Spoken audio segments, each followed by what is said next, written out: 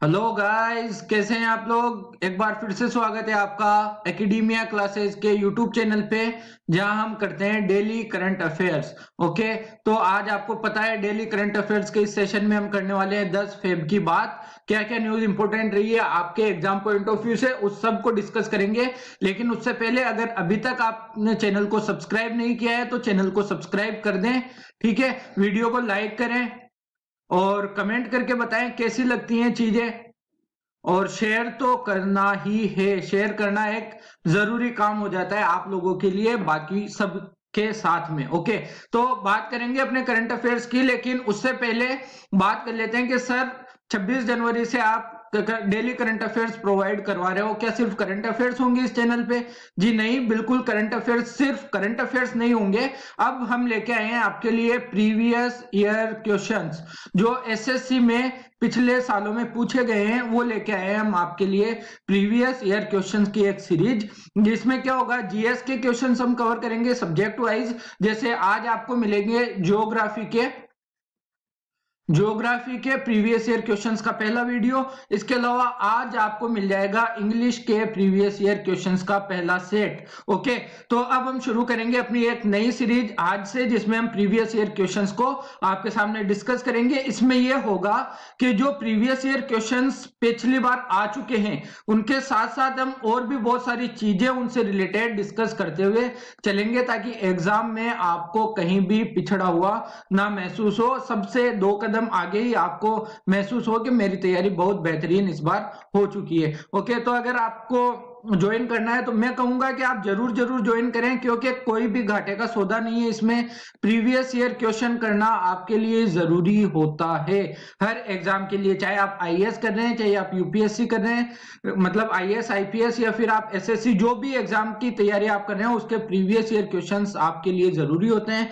तो क्योंकि अप्रैल में चांसेस है कि एसएससी के एग्जाम्स हो सकते हैं, इसलिए हम पहले लेके आए एसएससी के प्रीवियस ईयर क्वेश्चंस। उसके बाद एक सीरीज ये भी चलेगी, यूपीएससी के क्वेश्चंस भी लाए जाएंगे, और राजस्थान में जो एलडीसी वगैरह की चल रही है वैकेंसीज, जो एसआई की आई है, सारे क्वेश्चंस आपके कवर कराए जाएंगे इस सीरीज के अंतर्गत। तो सबसे पहले हम एसएससी से शुरू करेंगे और आज से आपको इसके वीडियोस मिलना शुरू हो जाएंगे। ओके, तो गेट रेडी। एंड अब बात करेंगे अपनी आज की न्यूज पे। क्या न्यूज है, सबसे पहले बात करेंगे मुख्यमंत्री आशीर्वाद योजना। मुख्यमंत्री आशीर्वाद योजना कहां लॉन्च की गई? मध्य प्रदेश सरकार ने लॉन्च की है। तो ये योजना है क्या? जो असहाय बुजुर्ग हैं, या बुजुर्ग नहीं तो कोई विकलांग, हैंडीकेप्ड हम जिन्हें कहते हैं, स्पेशल एबल्ड लोग जो होते हैं, उनके घरों पर, उनके घर घर पर, मतलब घरों पर राशन पहुंचाने की ये स्कीम है। ओके, मुख्यमंत्री आशीर्वाद योजना क्या है? असहाय बुजुर्गों और दिव्यांगों के लिए, विकलांग कहना ठीक नहीं होता है, दिव्यांगों के लिए क्या है, घर घर राशन पहुंचाने की सुविधा दी जाएगी। ये है मुख्यमंत्री आशीर्वाद योजना, जो लॉन्च की है मुख्यमंत्री मध्य प्रदेश के मुख्यमंत्री ने, और वो है श्री शिवराज सिंह चौहान। ओके, फिर मध्य प्रदेश के बारे में एक चीज ये ध्यान रखोगे, क्योंकि यहाँ पे उत्तर प्रदेश का भी नाम है, दो कंफ्यूजन करने वाली योजनाएं आपके सामने आती हैं। एक योजना है एक जिला एक शिल्प, एक जिला एक शिल्प, ये योजना मध्य प्रदेश की। एक इसी से मिलती जुलती योजना है उत्तर प्रदेश की, एक जिला एक उत्पाद। नाम में कंफ्यूजन है, लेकिन आपको कंफ्यूज नहीं होना है। एक जिला एक शिल्प जो है, देखो श से शिल्प, श से आ रहा है ना, और शिवराज सिंह चौहान भी शी से ही आता है, मध्य प्रदेश के। ये लोग सोल्व हो गई प्रॉब्लम। और एक जिला एक उत्पाद, और फिर जो बच जाता है वो उत्तर प्रदेश का। ओके, तो ये जो योजना शुरू की है, ऐसा है बुजुर्गों और दिव्यांगों को घर घर राशन सुविधा पहुंचाने के लिए ये शुरू की है। कितनी उम्र तक के बुजुर्गों को ये मिलेगी, इस योजना का लाभ मिलेगा? तो 65 वर्ष से अधिक, 65 वर्ष या उससे अधिक उम्र के बुजुर्गों को ये योजना का लाभ प्राप्त होगा। ओके, फिर बात करेंगे भूमि धारण, लैंड 16 अंकों का एक यूनिक कोड इश्यू करेगी। कौन सी सरकार? उत्तर प्रदेश की सरकार। इन्होंने ये जारी करेंगे अब हर उस व्यक्ति को जो किसी भूमि को धारण करता है, जो किसी लैंड होल्डर है, वो उसके लिए एक 16 अंकों का क्या होगा, यूनिक कोड जारी किया जाएगा उत्तर प्रदेश सरकार के द्वारा। क्योंकि उत्तर प्रदेश एक बड़ा स्टेट है, इसके अलावा वहां पे क्या है कि भूमि को लेके बहुत सारे झगड़े फसाद, ये चीजें कुछ ज्यादा ही है। तो उन चीजों को सोल्व करने के लिए उत्तर प्रदेश सरकार के द्वारा ये कदम उठाए जा रहे हैं। इसी क्षेत्र में एक और योजना कुछ समय पहले चलाई थी उत्तर प्रदेश की सरकार ने, वो आपको ध्यान रखना है, विरासत योजना। ओके, तो विरासत योजना कुछ समय पहले यही भूमि को लेकर ही चलाई थी, और अब क्या है, पहचान के लिए 16 अंकों का ध्यान रखना है, 16 अंकों का एक यूनिक कोड जारी करने वाली गवर्नमेंट कौन सी है? उत्तर प्रदेश सरकार। मुख्यमंत्री योगी आदित्यनाथ, और मध्य प्रदेश और उत्तर प्रदेश दोनों के गवर्नर कौन हैं आप बताएंगे? आनंदीबेन पटेल है। ओके, आनंदीबेन पटेल, इतना तो याद हो गया होगा, लगभग हर सेशन में इनका नाम आता ही है।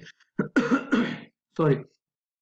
अब बात करेंगे पंडित भीमसेन जोशी साहब की। ये आपको नजर आ रहे हैं भारत रत्न पुरस्कार से सम्मानित व्यक्ति जो पंडित भीमसेन जोशी साहब हैं, इनके नाम पर आकाशवाणी का जो संगीत सम्मेलन होता है, उस प्रोग्राम का नाम अब पंडित भीमसेन जोशी के नाम पर रखा जाएगा। क्या नाम रखा जाएगा प्रोग्राम का नाम रखा जाएगा भारत रत्न पंडित भीमसेन जोशी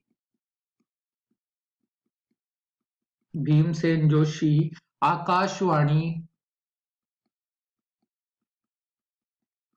संगीत सम्मेलन। देखिए बहुत बड़ा नाम हो चुका है, लेकिन आकाशवाणी संगीत सम्मेलन तो पीछे वाला तो सेम है, और आगे श्री पंडित भीमसेन जोशी साहब का नाम है, तो भारत रत्न पंडित भीमसेन जोशी आकाशवाणी संगीत सम्मेलन, इस प्रोग्राम का नाम रख दिया जाएगा।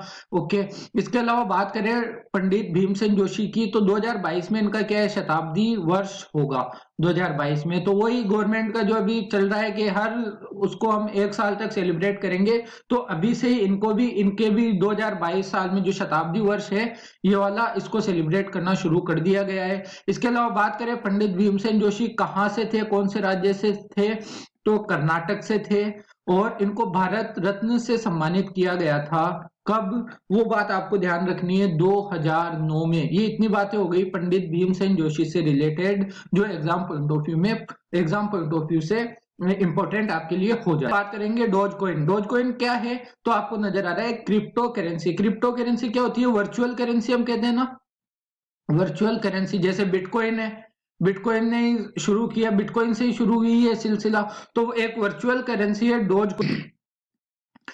अभी इस वक्त दुनिया के सबसे अमीर व्यक्ति है Elon Musk, SpaceX company के क्या है, ओनर है। इसके अलावा टेस्ला के भी ओनर है, चेयरमैन है ना।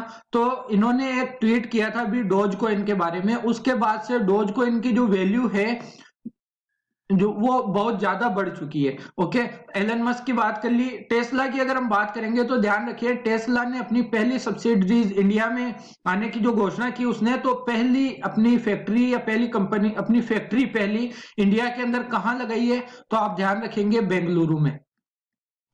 ये बात आपको पता रखनी है, पहली सब्सिडरी जो उसने खोली है टेस्ला ने इंडिया के अंदर, उसका पहला जो प्लांट है, जो भी आप कहें, वो कहां है, वो होगा बेंगलुरु में। ओके, फिर बात करेंगे ईशांत शर्मा के 300 विकेट के बारे में। देखिए ये नजर आ रहे हैं आपको पिक में, ये है ईशांत शर्मा, फास्ट बॉलर है, इंडिया के फास्ट बॉलर। इन्होंने क्या किया, अभी 300 विकेट पूरे किए हैं टेस्ट क्रिकेट में। तो आप ध्यान रखेंगे टेस्ट क्रिकेट में 300 विकेट पूरे करने वाले कौन से गेंदबाज हो गए? ये तीसरे थर्ड तेज गेंदबाज नाम ध्यान रखना है। वैसे स्पिनर्स ने भी किए हैं कुछ, तो अगर तेज गेंदबाजों की बात करें तो तीसरे तेज गेंदबाज बने ये, जो जिन्होंने 300 विकेट लिए, भारतीय, ओवरऑल नहीं बात कर रहा हूं मैं, भारतीय, तीसरे भारतीय बन गए ये, जिन्होंने 300 विकेट पूरे किए टेस्ट क्रिकेट में। कितने टेस्टों में? तो 98 टेस्ट मैचों में इन्होंने 300 विकेट पूरे किए। इनसे पहले किन किन दो भारतीयों ने किया? तो इनसे पहले एक तो थे श्री कपिल देव, जिन्होंने हमें वर्ल्ड कप भी जिताया था, 1983 में वर्ल्ड कप जितवाया था ना, इन्हीं की कप्तानी में थे। कपिल देव के 300 से ज्यादा विकेटें, करीब 434 है इनके। और उसके बाद है जहीर खान, जहीर खान, ये दो व्यक्ति हैं जो इनसे आगे थे अब तक, तो इनके अब हो चुके हैं 300 से ज्यादा विकेट, तो ये तीसरे भारतीय तेज गेंदबाज बन गए हैं जिन्होंने टेस्ट क्रिकेट में 300 से ज्यादा विकेट हासिल किए हैं। ओके, फिर बात करेंगे पोबी तोरा वन्य जीव अभ्यारण्य। पहली बात यहीं पे पता चल जाता है कहां पे है, असम में। असम में है तो इंपॉर्टेंट क्यों है, दरअसल अभी एक सर्वे हुआ, एक सर्वे के अंदर यह कहा गया कि पोवितोरा वन्य जीव अभ्यारण्य के अंदर जल पक्षी जो होते हैं ना, वाटर बर्ड्स, जल पक्षियों की 58 प्रजातियां पाई जाती है, 58 स्पीशीज पाई जाती है जल पक्षियों की। कहां पे, पोवितोरा वन्य जीव अभ्यारण्य में। कहां पे है, असम में है। एक इंपॉर्टेंट बात यह हो जाती है इसके लिए कि इसको मिनी काजीरंगा भी कहा जाता है। काजीरंगा एक बहुत फेमस नेशनल पार्क है असम का, तो इसे पोबितोरा वन्य जीव अभ्यारण्य को क्या कहा जाता है, मिनी काजीरंगा भी इसको कहा जाता है। लेकिन इसका नाम आपके लिए मोस्ट इंपोर्टेंट है, इसका लोकेशन आपके लिए मोस्ट इंपोर्टेंट है, असम में है। एग्जाम में कई बार पूछा गया है और कई बार पूछा भी जाएगा। असम में एक मल्टी मॉडल लॉजिस्टिक पार्क बन रहा है, मल्टी मॉडल लॉजिस्टिक पार्क, आपको ध्यान रखना है कहां पे बन रहा है, सिलचर में। सिलचर, जब सिलचर नाम आता है तो एक बात और आपको याद होनी चाहिए, सिलचर में अटल बिहारी वाजपेयी साहब की एक कांस्य की मूर्ति बन रही है, कांस्य की मूर्ति। ओके, कितने फीट की है, ये रहेगी 13 फीट की। फिर जब अटल बिहारी वाजपेयी साहब की कांस्य की मूर्ति की बात आई तो एक और मूर्ति बन रही है इनकी, यहां पे लिख रहा हूं शिमला में। अटल बिहारी वाजपेयी की शिमला में भी एक मूर्ति बन रही है और वो कितने फीट की होगी, 18 फीट की। ये बातें आपको ध्यान रखनी है इन चीजों से रिलेटेड। ओके, आगे बढ़ेंगे अपनी हेडिंग की तरफ। कोविड-19 वॉरियर्स मेमोरियल कहां बनेगा, यानी स्मारक बनेगा। कोविड-19 वॉरियर्स स्मारक बनेगा भुवनेश्वर के, ओडिशा, मतलब भुवनेश्वर में, जो ओडिशा की क्या है, कैपिटल है। तो ये बात आपको ध्यान रखनी है, भूलना नहीं है। कब तक बन जाएगा, उम्मीद है कि 15 अगस्त 2021 को इसका उद्घाटन कर दिया जाएगा। ओके, उड़ीसा में बनेगा, भुवनेश्वर में, कोविड-19 वॉरियर्स मेमोरियल। मतलब जिन लोगों ने कोविड-19 के दौरान लोगों की मदद करते हुए अपनी जान गंवा दी, उनको याद करते हुए कहीं ना कहीं एक स्मारक बनेगा जहां पे उनको याद किया जाएगा। ओके, तो कहां पे, भुवनेश्वर में भी। कहां पे, स्टेडियम का नाम ध्यान रखो, थोड़ा अगर डीप जाएगा एग्जामिनर तो हम भी डीप जाएंगे। स्टेडियम का नाम ध्यान रखो, बीजू पटनायक पार्क, बीजू पटनायक पार्क। भुवनेश्वर के बीजू पटना में बनेगा कोविड-19 वॉरियर्स मेमोरियल। उम्मीद की जा रही है कि 15 अगस्त 2021 तक इसका क्या हो जाएगा, उद्घाटन हो जाएगा। ठीक है, फिर बात करते हैं, अगर उड़ीसा की बात करें तो ध्यान रखें, उड़ीसा में अभी IIM संबल, उड़ीसा में जिसकी आधारशिला किसने रखी थी, हमारे PM ने रखी थी, तो ध्यान रखना है। इसके अलावा उड़ीसा में भारत का सबसे बड़ा हॉकी स्टेडियम बन रहा है, सबसे बड़ा हॉकी स्टेडियम ये बन रहा है राउरकेला में। ठीक है, इतनी बातें आपको ध्यान रखनी है। इसके बारे में कुछ ऐप बताता हूं, उड़ीसा के ऐप लॉन्च किया था उड़ीसा ने, मिशन जीरो ऐप। ये क्या था, कोविड-19 की वजह से जो बच्चे स्कूल नहीं जा पा रहे थे तो उन्हें ऐप पर ऐसी एजुकेशन प्रोवाइड की जाए ताकि कोई भी बच्चा, यानी 0 बच्चे फेल, कोई भी बच्चा फेल ना हो उड़ीसा का, उसके लिए ये ऐप लॉन्च किया गया था, मिशन जीरो ऐप। फिर इसके अलावा एक और ऐप है समाधान सेचा समाधान ऐप। ठीक है, एक पोर्टल लॉन्च किया था उड़ीसा सरकार ने, उस पोर्टल का नाम ध्यान रखना, परिश्रम पोर्टल। ठीक है, ये सारी चीजें आपको ध्यान रखनी है उड़ीसा से रिलेटेड। आगे बढ़ेंगे, आगे बढ़ते हैं। अंतरराष्ट्रीय मसाला संगोष्ठी कौन, इसका नाम क्या है, पहली बात नाम, इसका नाम है CMAC, इसका नाम है, भूलना नहीं है, CMAC X 2021। क्या होगा, मसालों, इस संगोष्ठी में क्या होगा, मसालों, सुगंधित औषधियों, औषधीय पौधों में नवाचार यानी इनोवेशन, नयापन लाने के लिए इनके बारे में चर्चाएं होगी कि किस तरह से इन चीजों को और अच्छे से डेवलप कर सकते हैं बेहतरीन तरीके से। आयोजन कौन करवा रहा है इस संगोष्ठी के लिए? आयोजन करवा रहा है society Indian society for spices इसकी फॉर स्पाइसेज की स्थापना हुई थी। इतनी बात हो गई, आगे बढ़ेंगे बिना किसी देरी के। एक अवार्ड मिला है, दरअसल इस स्लाइड पे हमने दो अवार्ड की ही बात की है। फोटोग्राफिक सोसाइटी ऑफ अमेरिका का गोल्ड अवार्ड किसको मिला है? पर्सन का नाम है एस्ट्रो मोहन। ये एक फोटोग्राफर, न्यूज जर्नलिस्ट है, फोटोग्राफी करते हैं। ये देखिए, ये जो पिक आपको नजर आ रही है ना उडुपी की, ये पिक है बोट्स की। इन्होंने ये पिक ली है एस्ट्रो मोहन ने। और ये क्या है? ये एक बीच में आपको बताऊं, इसका नाम है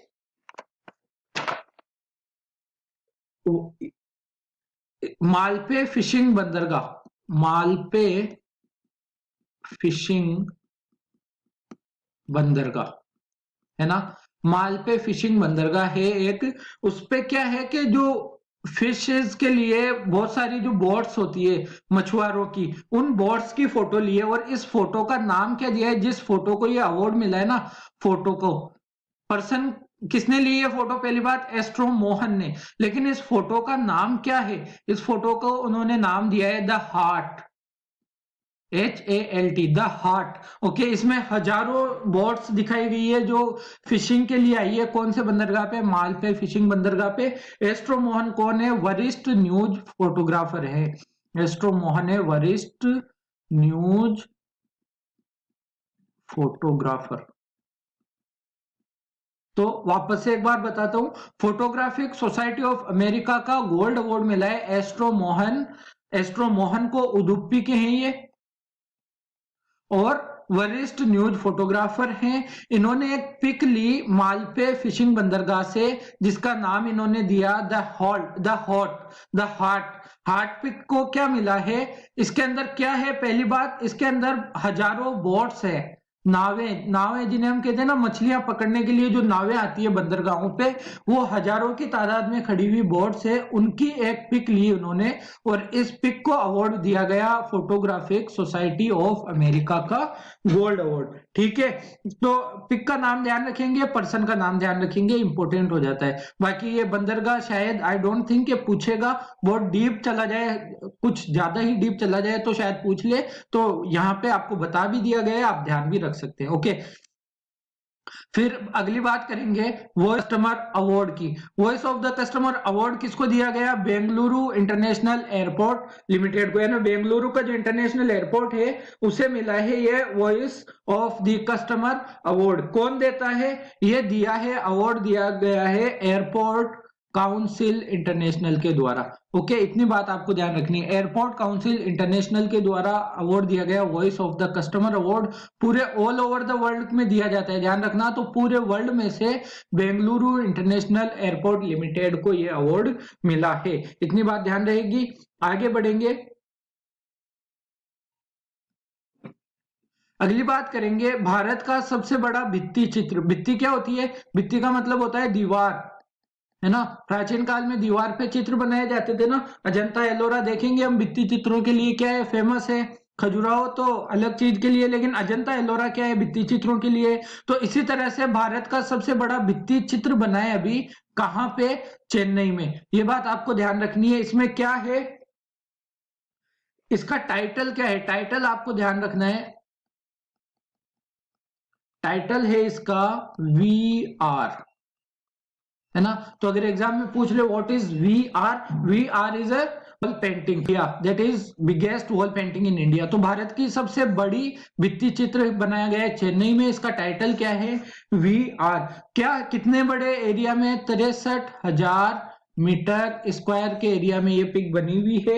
और कितने दिनों में बन के तैयार हुई? पिक नहीं, पेंटिंग है, आई मीन चित्र है। 40 दिन में बन के ये तैयार हो गया। ओके, 5 लोगों का चित्र है इसमें, 5 लोगों का चित्र है, जिनमें से 3 को क्या है? HIV है, यानी एड्स से ग्रसित है। अच्छा, अब यहां से आपको समझ में आ रहा होगा ये चित्र क्यों बनाया गया है।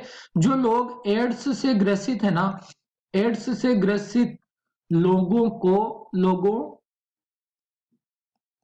को सशक्त बनाने के लिए,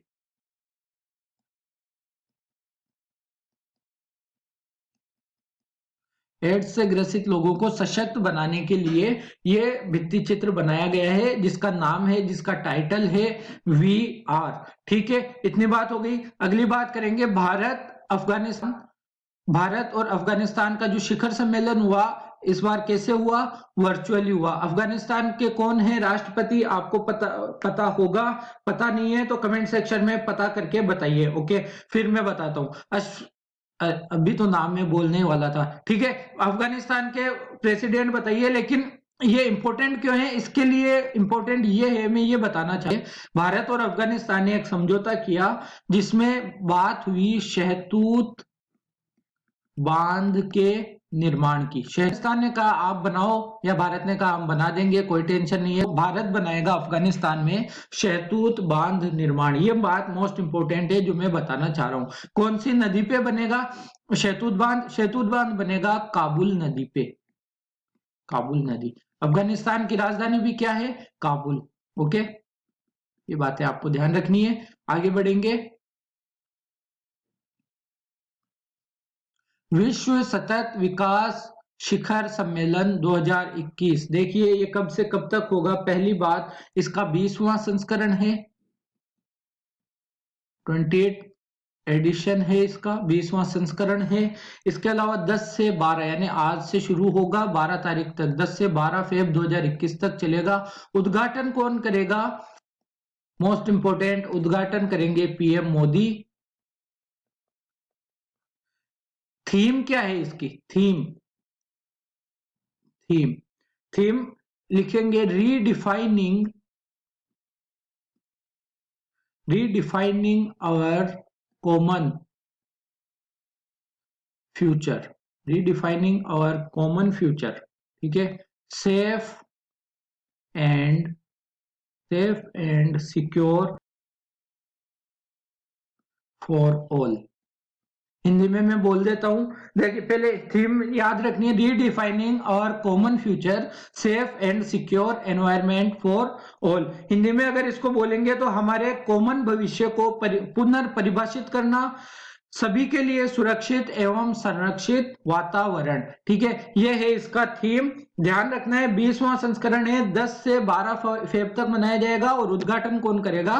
पीएम नरेंद्र मोदी। फिर बात करेंगे, निधन हुआ श्री अख्तर अली का, एक टेनिस खिलाड़ी थे, खिलाड़ी रहे। इसके अलावा इंडिया के लिए तो इन्होंने खेला ही, बहुत बेहतरीन खेला, यानी इन्होंने 8 डेविस कप किया इंडिया को। डेविस कप जो होते हैं ना, 8 डेविस कप में इंडिया को रिप्रेजेंट किया 1958 से 64 के बीच में। ओके, फिर ये नेशनल टीम के, हमारी नेशनल जो टेनिस टीम है इसके कोच भी रहे, नेशनल टीम के कोच भी रहे, बहुत फेमस पर्सनैलिटी है। इनका निधन हुआ है अभी, तो श्योर है कि एग्जाम में आपसे पूछा जाएगा, इसलिए बता रहा हूं। और ओके, फिर और कौन सी टीम कोच रहे? मलेशिया और कोच रहे। अगर कुछ फेमस पर्सनैलिटीज की मैं बात करूं जिनको इन्होंने ट्रेनिंग दी, तो मैं नाम बताता हूं। विजय अमृतराज हैं, इसके अलावा आनंद अमृतराज हैं, और रमेश कृष्णन है, एनरिक पिपेरनो है, लिएंडर पेस है, सोमदेव देवबर्मन है। इन सब के ये कोच रहे हुए हैं, है ना। तो बड़ी पर्सनैलिटी थी, श्योर आपको एग्जाम में पूछा जाएगा। इसके अलावा सानिया मिर्जा के एडवाइजर भी ये रहे, तो है ना, बहुत इंपॉर्टेंट पर्सनैलिटी है एग्जाम के पॉइंट ऑफ व्यू से। तो आज के लिए इतना ही था हमारा करंट अफेयर सेशन। जरूर बताइएगा कैसा लगा, कमेंट करके। जो 1-2 क्वेश्चंस किए गए हैं उनके आंसर्स की भी आपसे उम्मीद की जाती है। वीडियो अच्छा लगा हो तो लाइक करना, आप डिसलाइक भी कर सकते हैं वीडियो को, लेकिन कमेंट करके रीजन जरूर बताएं कि इस रीजन से हमने डिसलाइक किया है, ताकि नेक्स्ट वीडियो में उसे सोल्व आउट किया जा सके। ओके, शेयर करना है दोस्तों में, और अगर अभी तक चैनल को सब्सक्राइब नहीं किया है तो आपको सब्सक्राइब कर लेना चाहिए। फिर बात करते हैं हमारे सोशल मीडिया प्लेटफॉर्म की। तो फेसबुक पे हमारा ग्रुप है एकेडमिया क्लासेस के नाम से, और अगर आपको इसकी पीडीएफ फाइल चाहिए तो टेलीग्राम से ले सकते हैं, एकेडमिया क्लासेस से हमारा प्लेटफॉर्म वहां पे भी है। व्हाट्सएप नंबर की बात करें तो डिस्क्रिप्शन में आपको व्हाट्सएप नंबर भी मिला हुआ है। अगर आप चाहते हैं कोई डाउट आपका हो और आप डायरेक्ट कांटेक्ट करना चाहते हैं तो आप हमें व्हाट्सएप भी कर सकते हैं, आपके डाउट्स जरूर क्लियर किए जाएंगे। ओके, आज के लिए इतना ही रखते हैं। Have a very very very nice day, all the best, take care, bye bye.